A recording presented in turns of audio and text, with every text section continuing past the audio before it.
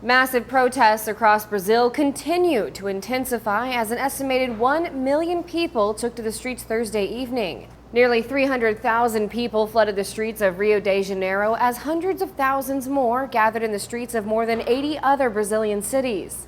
Demonstrations turned violent after an 18-year-old man was killed by a car that drove through a barricade. As protesters became more aggressive, police fired rubber bullets and tear gas into the crowds.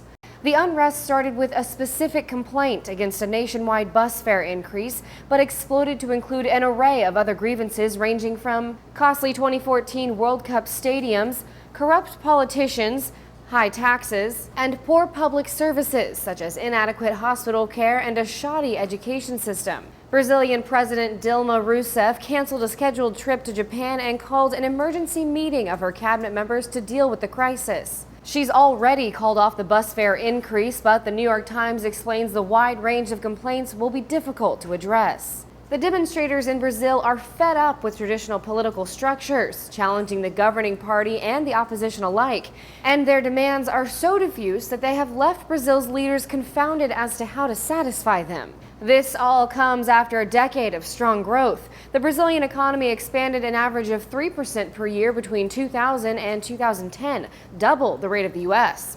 Bloomberg explains the expansion gave millions of poor Brazilians the chance for a middle-class lifestyle, but that has not been the case as of late. Annual growth since Rousseff took office in January 2011 has averaged 2.2% and was less than 1% for 3 quarters last year. It's the fragility of the Brazilian economy's gains so recently won that undoubtedly fuels the unrest in Brazil. More than 40 people were reportedly injured in Rio de Janeiro during the demonstrations. For Newsy, I'm Logan Tittle.